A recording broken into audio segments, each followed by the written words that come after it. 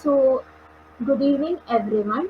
Today we are here for the discussion Liberation or Gimmick, the Politics of Marriageable Age and the Autonomy of Women, organized by Progressive Students Forum, a student organization from Tata Institute of Social Sciences, Mumbai.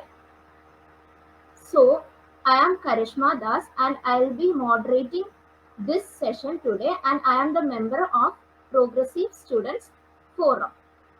So, you might have seen the topic of this discussion, and just a few weeks ago, the central government has introduced a bill increasing the marriageable age of Indian women from 18 to 21 years of age. This topic has been quite debated upon. So, when we thought of conducting a discussion on this topic, we found the person who will be befitted for this discussion will be part of one of the biggest women organization of the country, AIDWA, that is All India Democratic Women's Association. So AIDWA has helped in empowering women and have stood for the women's rights across the country. So, as part of this discussion, we have Comrade Mariam Davle, the National General Secretary of All India Democratic Women's Association here. She has been part of women's movement across the country for the past 40 years. She has started her she has started her political career as part of the students' organization. So it is a privilege to have her today for this as part of this discussion for our students' organization. So we welcome you, Comrade Mariam. Thank you.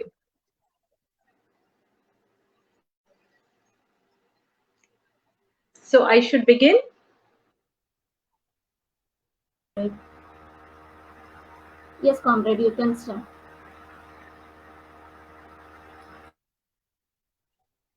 I should start, is it? Yes, Comrade, you can start. Should I start, Karishma? Okay. Yes, Comrade, you may start. Yes.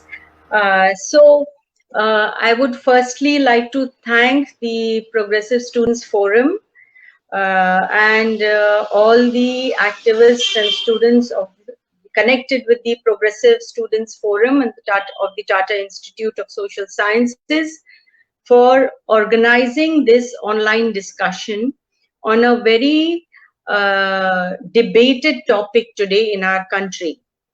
I'm very happy to be amongst the student community because this raise of age of marriage uh, has been not just widely discussed, but also as a women's movement, we feel that there are a lot of misconceptions about the entire bill and what it is going to propose to do. So, before going to that aspect, I would like to make one thing very, very clear right at the outset. That is that the All India Democratic Women's Association and the women's movement as a whole, the progressive, secular, democratic women's movement in India as a whole, has always stood for this, that girls should not be married at a very early age. In fact, in all the campaigns of the women's movement at the ground level, in villages, in mohallas, in bastis, when interacting with women, when interacting with young girls, with interacting with students, ADWA and all other organizations have always taken this position, explained to women that do not get your girls married very early. let them study, let them stand on their feet, let them be financially independent, and let them decide what they want to do in their lives before pushing them into marriage. Now, having said this, why is it that the women's movement is opposing this bill? Because we very clearly feel that raising the age of marriage for girls from 18 to 21 is not the solution for empowering women or empowering girls, young women, young girls.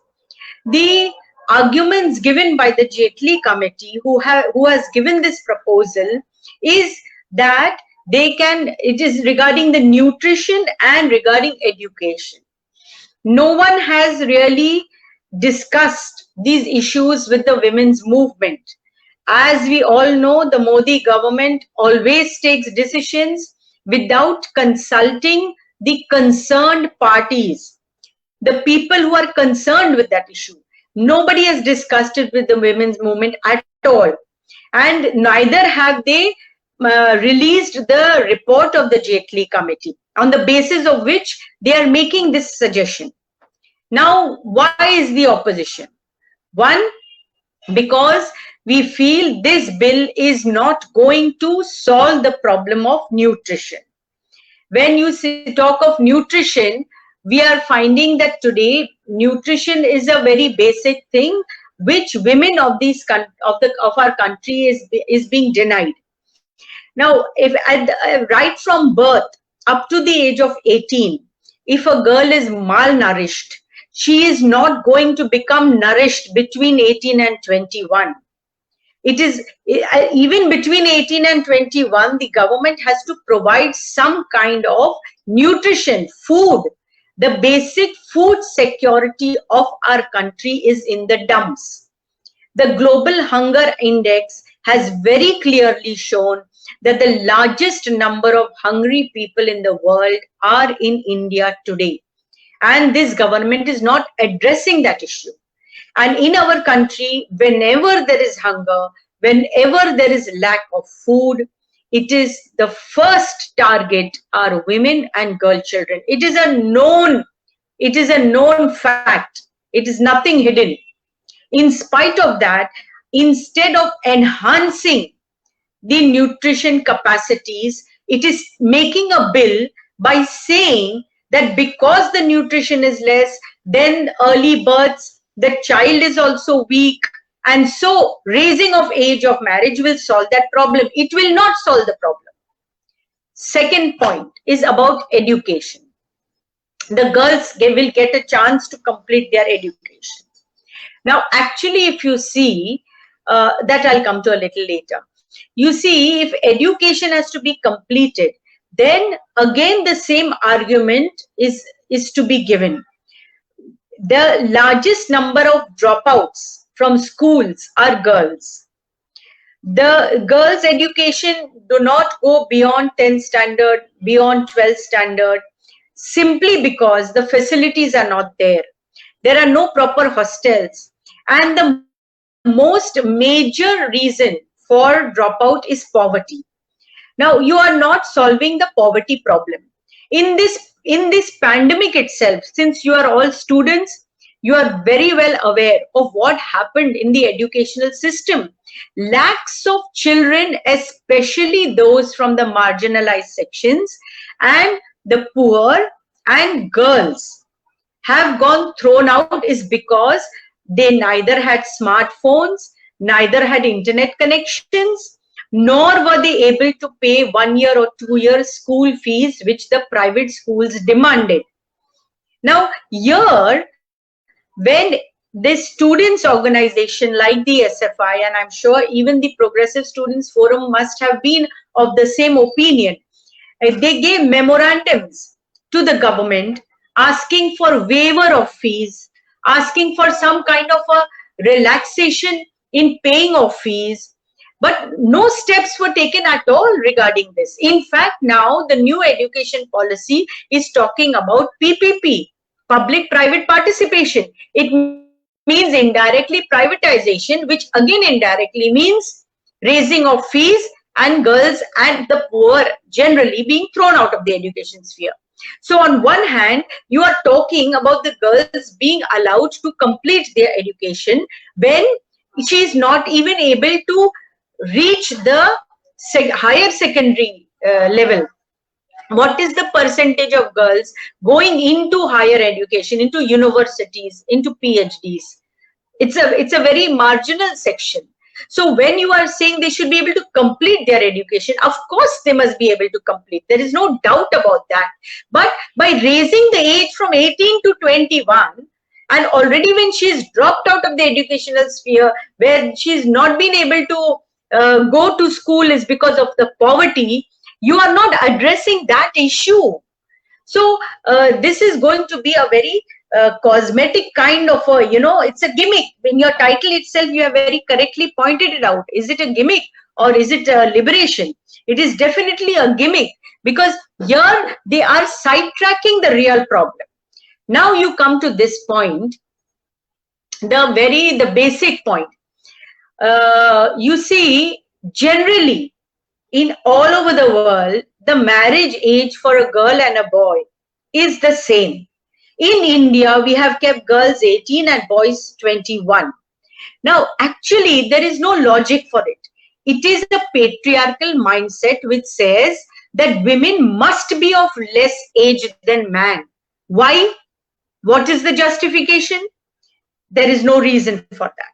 And that is why you find that the law commission, we have a law commission which are deliberate on the laws in our country, which are the laws to be made, which are the laws to be reformed, which are the laws to be changed, to be strengthened. So the law commission in 2008 gave its report that it recommended right in 2008 that the marriage age for boys as well as girls should be 18 and not 21. And what did the commission note? The commission noted that the age difference in age for husband and wife has no basis in law, as spouses entering into a marriage are by all means equal, and their partnership must also be that of equal. Now, when the law says that, when the law recognizes, where our constitution recognizes the concept of equality, why should there be this difference? The Indian Majority Act, when a child becomes an adult, the Indian Majority Act 1875 is equal for men and women. At the age of 18, he or she becomes an adult. Here we'll talk of she. She becomes an adult. She can enter into a contract. She votes. She can open a bank account in her name. She can buy property in her name. So even the International Convention on the Elimination of All Forms of Discrimination Against Women also recommends that the minimum age of marriage should be 18. Now, at such a point of time, when there is a general understanding that it should be equal, why is the raising of girls' marriage being talked about now? What will happen if such a thing happens? Now, when you raise the age of marriage, what happens? That automatically the marriage between 18 and 21, if any boy who goes into a marriage between that age, and if the girl is less than 21, the boy will have to be criminalized. He will go to jail. And we are finding that happening also when the age of consent of was raised from 16 to 18. Now, you see, I mean, there is this argument that, oh, 18 is too young a age. Why should we, encourage that 18 years they should get married? Now, we be very clear about this. One, is that if the year of marriage, if marriage is supposed to be a legal marriage at the age of 18, that should be the age. That is our stand. All right.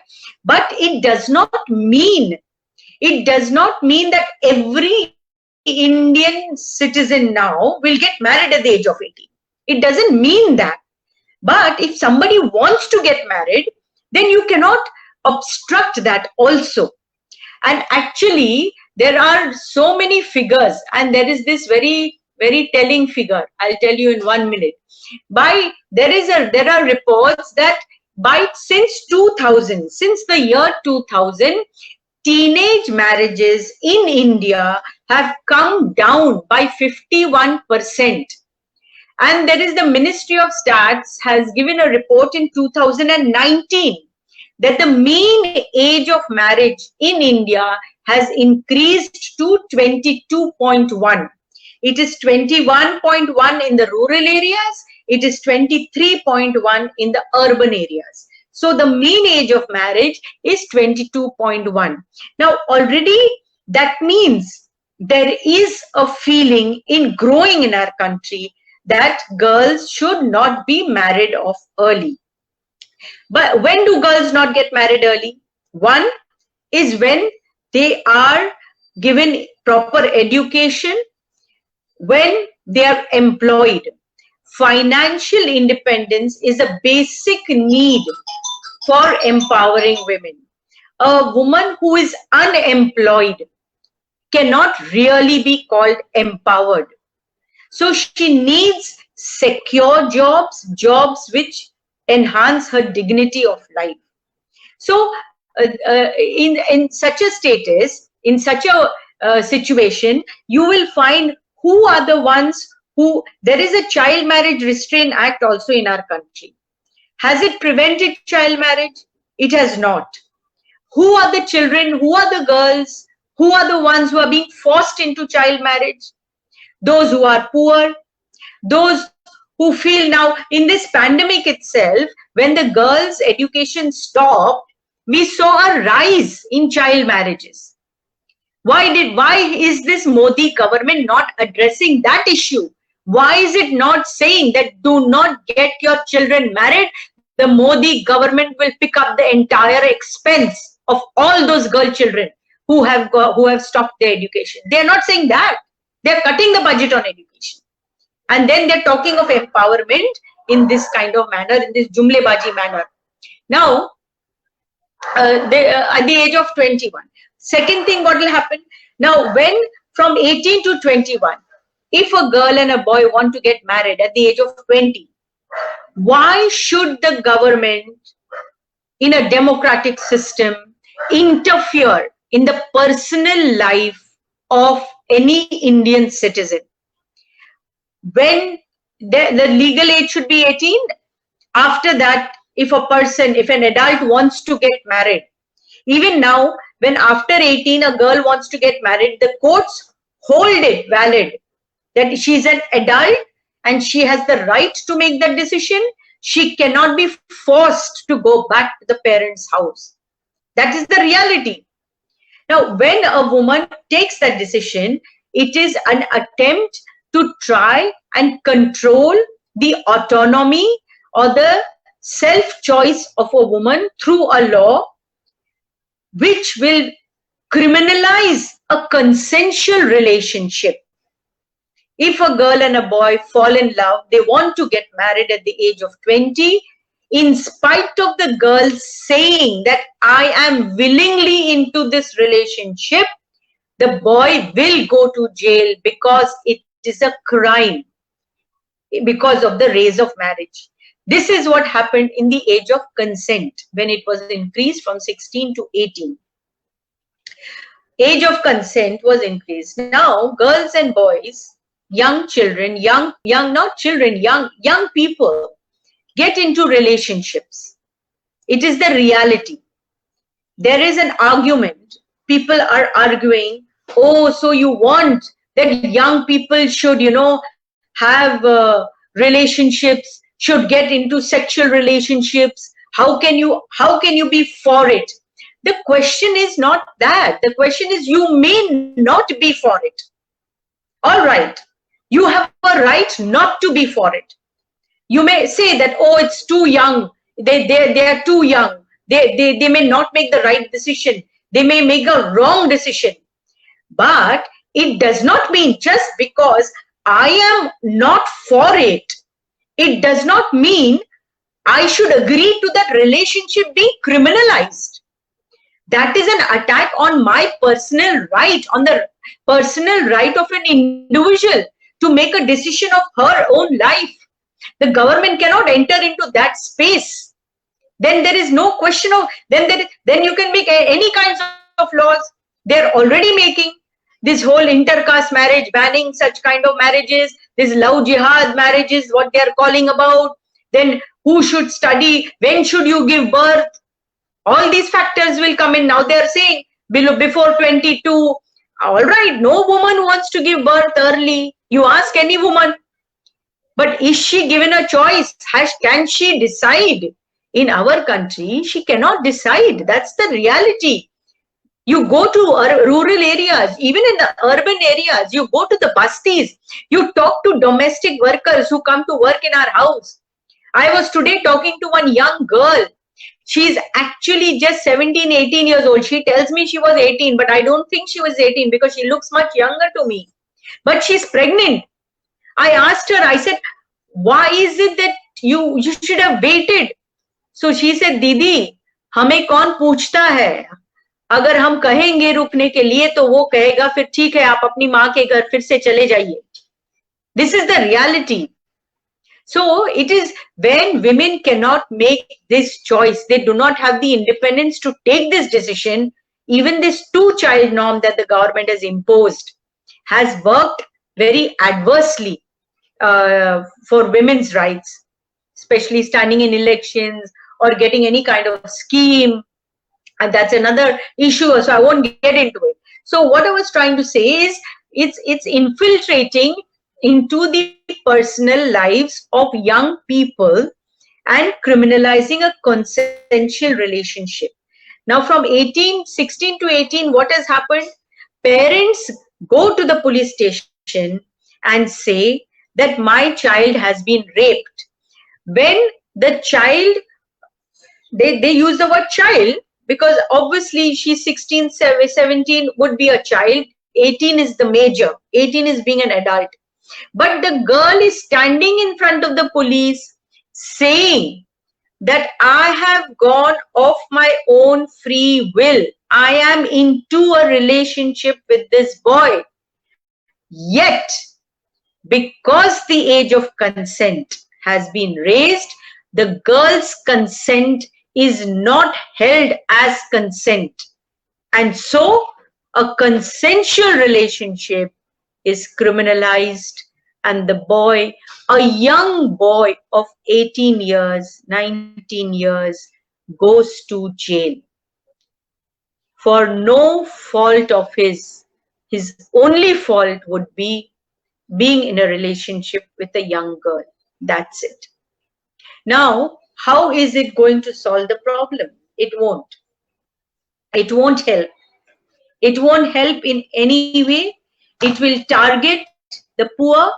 It will target communities where lower age marriages take place, where education and employment opportunities are much less, and it will vitiate the atmosphere further.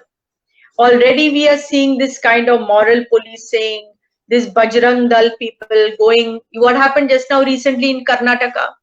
A Muslim boy and a non-Muslim girl, she was a Hindu girl, they wanted to get married. Both the families were agreeable, both the families.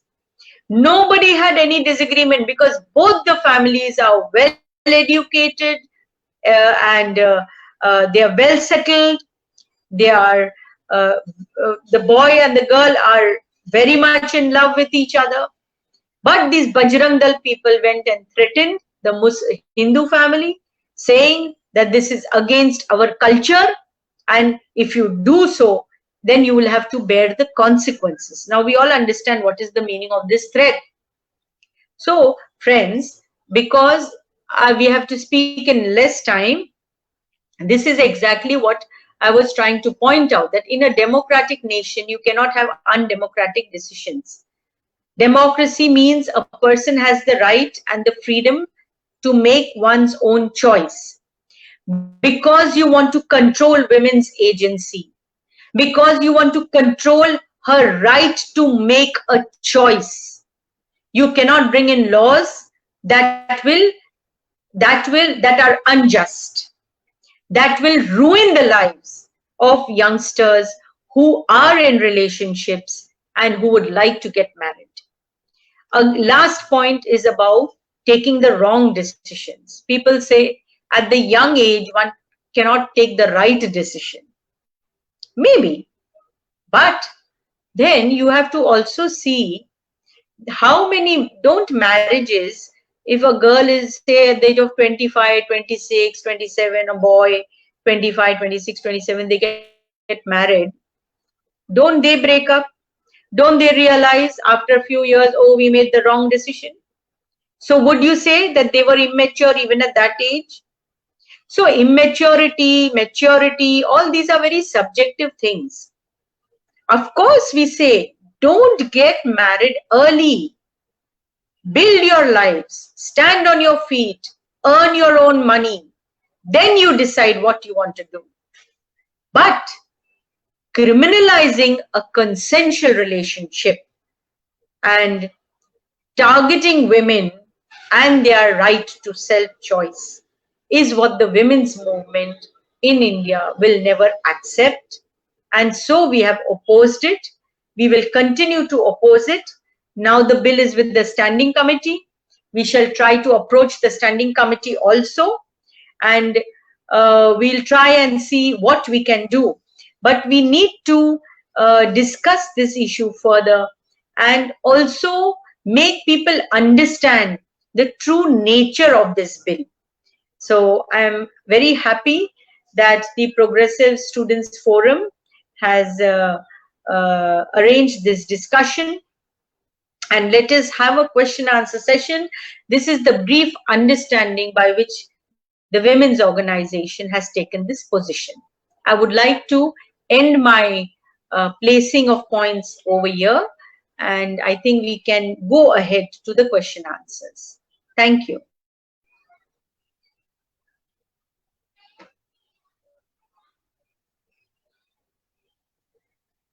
Yes, Karishma. Thank you, comrade. The platform is open for question answer session, and comrade Davle will answer the questions.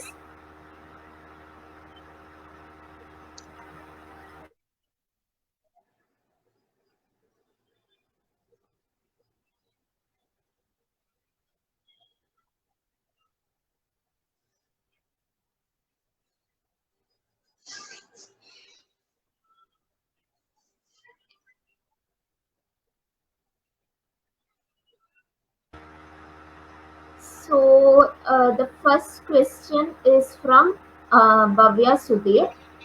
The understanding of population control by the ruling dispensation is prejudiced by the vague belief that child marriage is prevalent in a particular minority community. Since there is an aspect of criminalization, how does this forward the Hindu nationalist agenda? See, they will use this. Yes, it's a fact that in many places you do find that the below age marriages in the minority community does take place. But it's not just only in the minority community. You will find amongst Adivasis, amongst the poorer sections, in all these sections, a lot of below age marriage takes place. But that is precisely what they are trying to do. Now, like in Kerala, I had recently gone to Kerala. In Kerala, the RSS has started a propaganda over there that those who are opposing this law or this bill are people who are supporting the Muslims and the child marriage in the Muslims. And then they are saying it's appeasement of Muslims. So they are giving that kind of color. They will, and they've already vitiated the atmosphere by spreading uh, all kinds of false images of Muslims, like all Muslims marry more than once, Muslims have a lot of children, so already there are false images of a Muslim community already spread. In that, obviously, the Hindutva brigade, the Saffron brigade, will use this to further target the Muslim community. And wherever these marriages take place, without the law, without this also, they are already targeting many places in Uttar Pradesh, for example. Every Muslim marriage, the Bajrang Dal people reach over there, they destroy their food. We have seen that ADWA has reached out to those families and tried to help them then. So like that way it goes on. Now they will use this one more thing to target them. And they will not talk about the marriages of minors in the non-Muslim community, which is also a reality. But they will use this to target. And that is how they've already started in many of the places.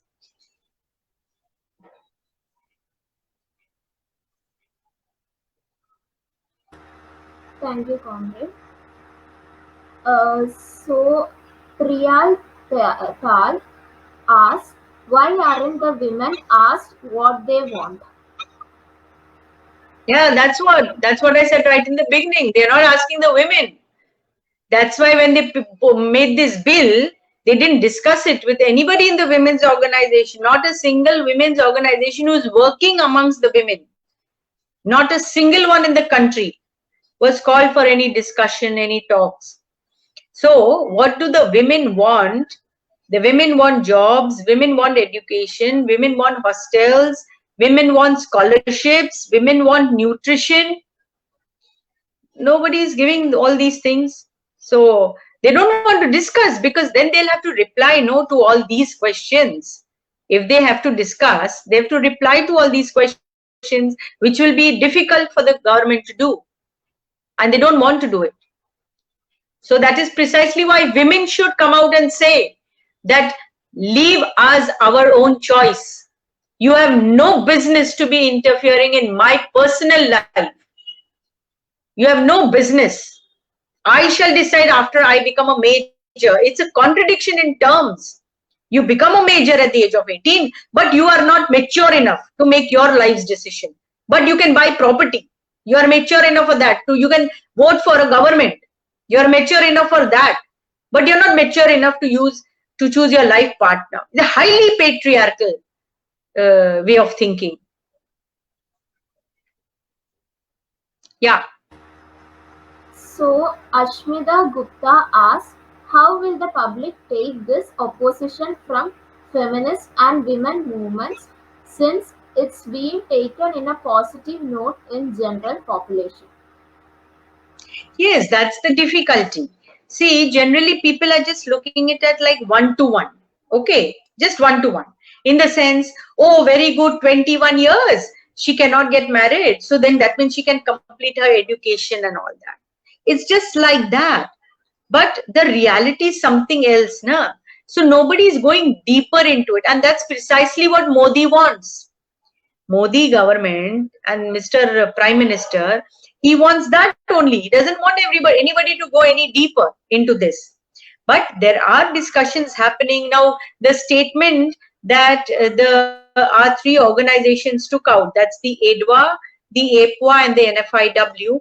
153 people up to now have endorsed it. There are more endorsements coming. So there is a discussion, and people are also changing their views after the discussion. Initially, it's a, like, what you call, it's an immediate reaction. Oh, very good, very good, very good. So that means now, girls can complete their education. But that's not what's going to happen, no? She also adds in a okay. So she also In a adds in a sense, that it may make the women movements in the country a villain. No, it does not.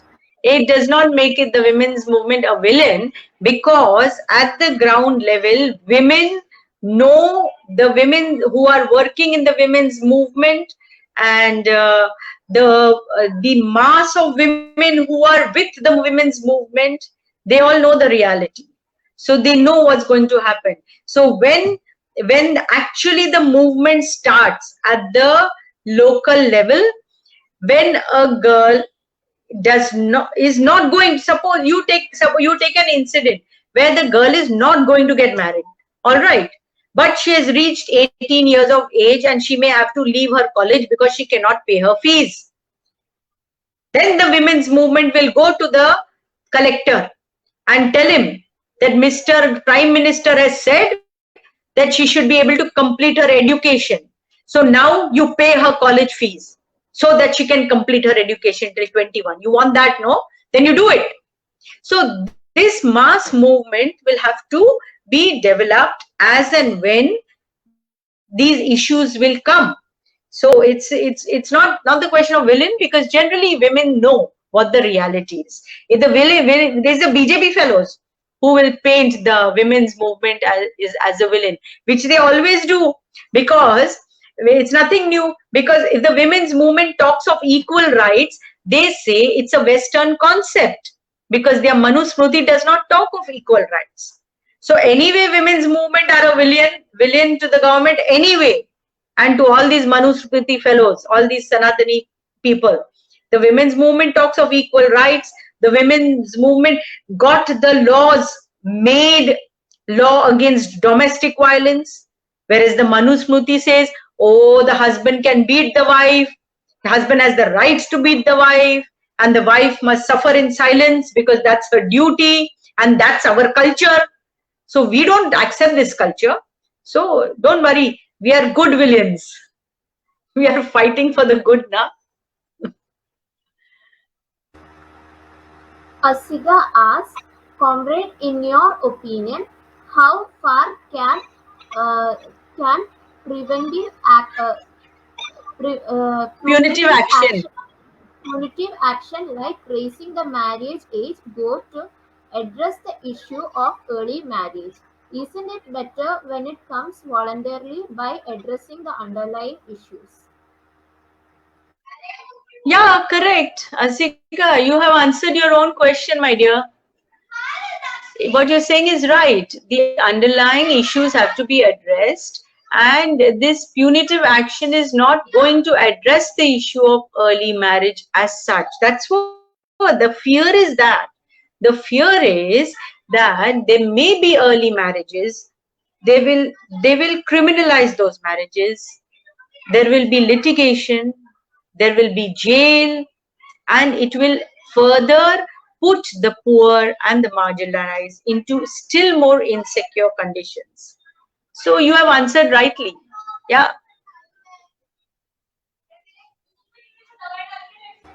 So, Mohit asks, what are the constitutional or legal hurdles before us to challenge this bill in the parliament in the upcoming session after the winter vacation?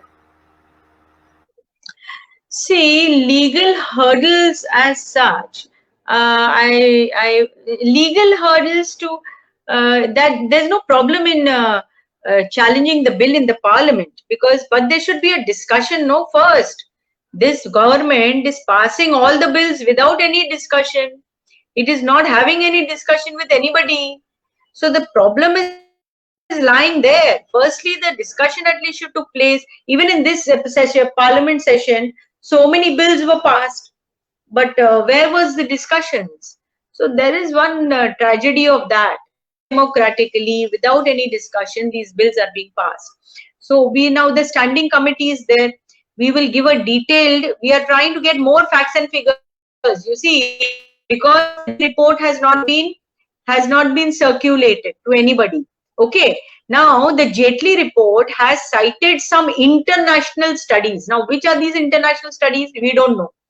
That show that children born to adolescent mothers, that is between the age of 10 and 19 years, are more likely to be stunted and of low weight than those born to adults between the age of 21 to 24. Now, which is this study? Which is this study? Nobody knows. So we are trying to find out. We are trying to find out a lot of facts and figures as to be able to counter this. And if the standing committee, we will try and see if we can send a memorandum with our objections to the standing committee. Challenging this legally in the court also is an option which we can think about. So these are the different ways we can go about it. But all this is still going on. We are also in the process of again trying to make a much more detailed leaflet on it to make people who are not understanding the dangers of this, to make them understand the dangers. So everybody is in a process of this campaign. So let us see what happens. Let us see.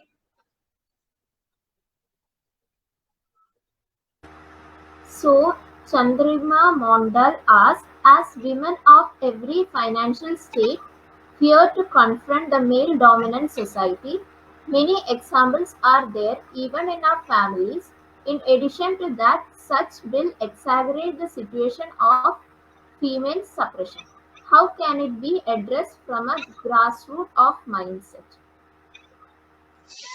See, the thing is, one has to always keep challenging the norms that are set.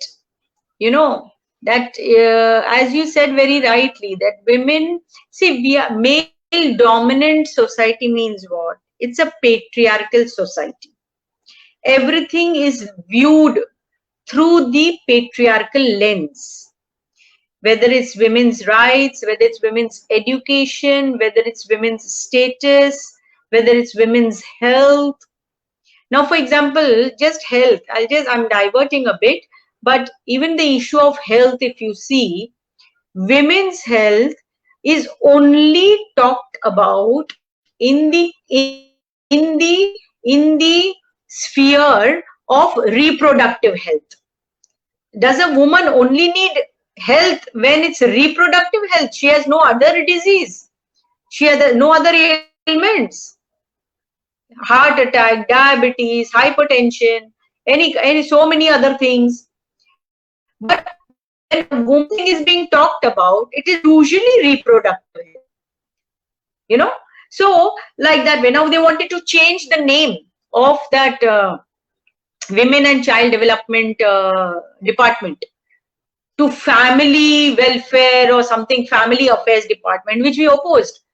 You say, what Family Affairs Department? What is the meaning of Family Affairs? I mean, in that Family Affairs, again, you will say that, oh, women should not ask for equal rights. It's because women ask for equal rights. That is why there is so much tension in the family. So this kind of, you see, it's a very, very, it's a mindset that should be challenged always, everywhere, at every point of time. So even in your student life, even in your own families, the women are always told that there are certain norms that they have to follow. This is how they have to live. This is what they have to wear. It's whether to accept it or not accept it is your own personal thing, no? If you have to challenge it, then you don't have to accept it. Why should I accept? Why should there are all these rituals that are there? All these rituals that are carried out. Now some new thing is there. I don't know whether this Progressive Students Forum is aware of it. Probably in your areas it must be. Like this, you know, in all these festivals which come now, either in Navratri or this, what is called as the Vata Savitri, that what they call it as Karwa Chauth in northern India, that fast which they do, and then they break the fast after seeing the husband's face and all that stuff. So we should refuse to follow these kinds of things. In the Navratri, they have on those 9 days. Now they've started this new business of putting up boards that on one day all women will wear red, all women will wear blue, all women will. So you'll see on the roads also, so many, all wearing green one day. So all wearing blue one day. Why only women? Why only women? Why not men? Why is this? Why are you targeting women and trying to mold them into a particular concept of this whole Manusmriti ideology? So we have to refuse. When they say you must wear green, you must wear black and go. You should break the norms. That is the way to break the chain. So, Adul Manohar asks, in some developed states like Kerala, where economic situation is much better, don't you think that the proposed bill can positively impact the women in the state? In Kerala, already the age of marriage automatically is about, is general mean age is about 21. That is because of the education opportunities over there. So you don't need a bill for that. The bill is not going to do anything different from what is already happening there. What it will do is, it's as I told you, I've just recently come from Kerala, that they are targeting over there the Muslim community by making the whole Kerala state, oh, this is, the Muslims want to get married early. That is why they are opposing the bill. That is why the other organizations are supporting Muslims. They want them to get married. All this kind of arguments that they are giving. So in Kerala, wherever the opportunities, Kerala education is very high. It is helping.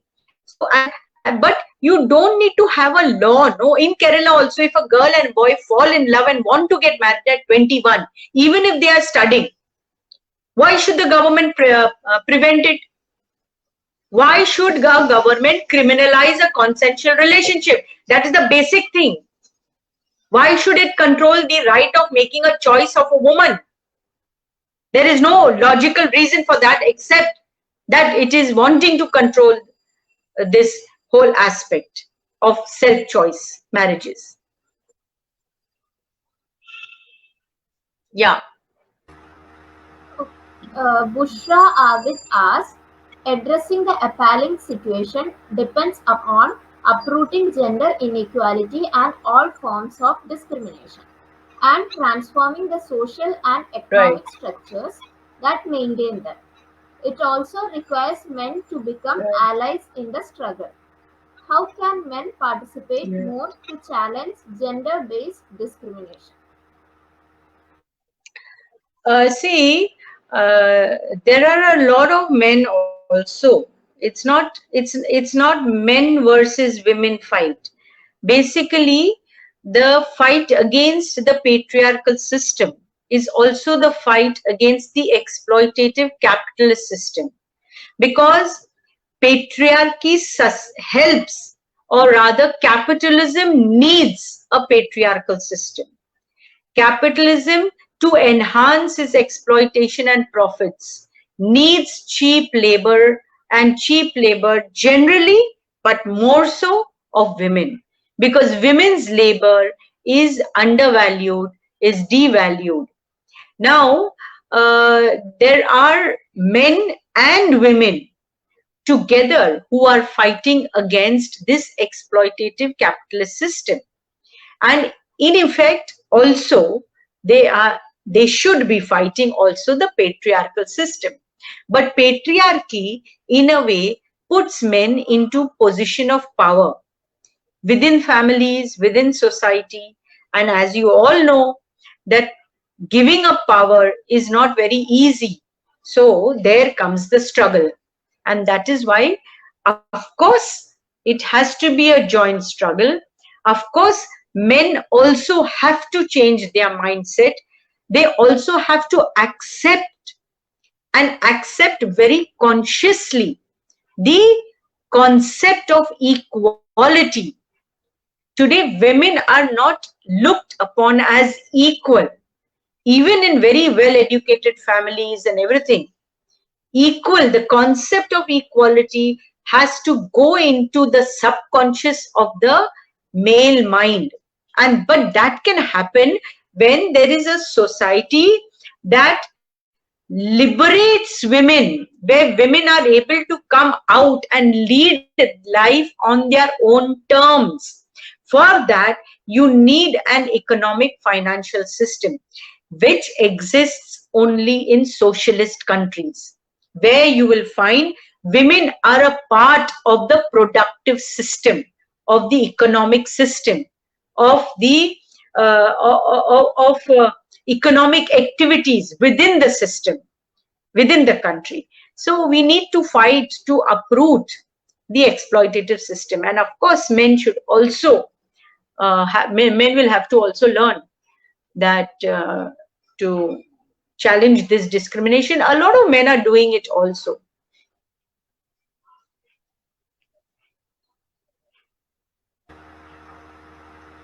So it seems that's all with the questions. First of all, I would like to thank Comrade Mariam Davle for giving deeper insights on this highly debated bill.